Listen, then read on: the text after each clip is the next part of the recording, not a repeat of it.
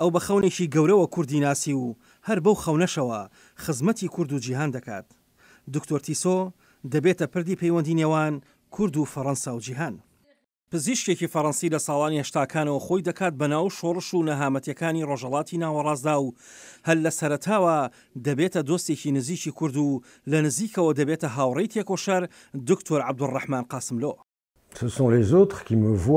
پیاوێک بە پێوە ئەو پیاوەی بە پێوەیە منم ئەوە کەسانێکن هەمیشە من بە پێوە دەبینن. کورسی چرخدارم پێ نییە چونکە پیاوێکم بە پێوە بە دڵنیایەوە لە سەرجەم ساتەکانی ژیانمدا بە پێوە ڕاوەستاوم.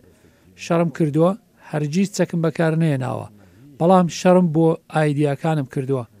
شەڕم کردووە بۆ ئەوەی فەڕەنسا نەتەوەی کورد بناسێتەوە. یەکەم جار وەک پزیشک چوومەتە کوردستان.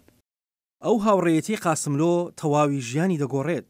لە یادداشتنامەیەکدا دکتۆر تیسۆ دەڵێت ئێمە لە کوردستان لە 3 جۆر نەخۆشخانە کارمان دەکرد.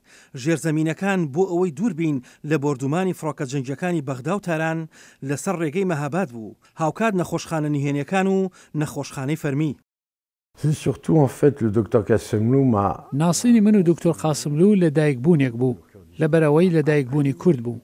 ناسینی من و دکتۆر قاسملوو لە دایکبوونی من و کوردستان بوو. دکتۆر قاسملوو حقیقەتی کوردی بە من ناساند. ئەو ڕاستیەی کە دکتۆر قاسملوو بە منی ناساند ڕۆحی کورد بوو کە پێی ناساندم. ئەو کاتێک کە دکتۆر قاسملوو مناسی ئەمن بە ڕۆحی کورد بە بوونی کورد بە هەموو بوونی کورد ئاشنا بووم. ئەو لە کتێبەکەیدا دەڵێت دکتۆر قاسملۆ لە ساڵی 1970دا ناسنامەی لە دایکبوونی کوردی منی واژۆ کرد لە ڕۆژێکی شەختەدا لە ناو شاخەکانی کوردستان. هەرچەند با پێت بەڵام ئاسانیە لەگەڵ کوردان بووم لەبەرەوەی بەردەوام لە ناوخوااندا شەڕیانە بەڵام بەهۆی ئەوەی کە دکتۆر قاسملوو کوردستانی بۆ منشی کردەوە تێگەیشتم کە بەردەوام لەگەڵیان بمێنم. بەڵام من خۆشمەوێن لەبەرەوەی دکتۆر قاسملووم خۆشەویست پەیامەکەیم خۆش دەویست ئەو نمونەیەم خۆش دەویست کە ئەو پێشکەشیە کرد. لەسەر وەختی کۆڕەوە گەورەکەی کوردستان ساڵی 1991 لەگەڵ دانیال میتیراندا سەردانی کوردستان دەکەن. ئەو دەڵێت چوون بۆ ئەوەی شتێک بکەم بەرامبەر ئەو نایەکسانیە سامناکە بۆ ئەوەی بزانرێت کە نەتەوەیەکی بێوڵات هەیە. بۆ من زۆر مێژوویە بەڵام لە هەمووی گرنگتر ئەوە بوو کە نەتەوەی کورد هەمویان کۆبووبوونەوە و بۆ یەکەم جار خانمی یەکەمی سەرۆکی وڵاتی فەڕەنسا سنوورەکانی تێکشکاند بۆ ئەوەی بێت و سەرۆک بارزانی ببینێت. ئەمە ڕووداوێکی لە ڕادەبەدەر گەورە و مێژووی بوو. من لە ڕێخستنی ئەو کۆبوونەوەیەدا بەشدار بووم. ئەوە بیرۆکەیەک بوو کە دکتۆر قاسملوو دەیەویست. ئەو دەیویست فەڕەنسا و کورد لێک نزیک بکاتەوە.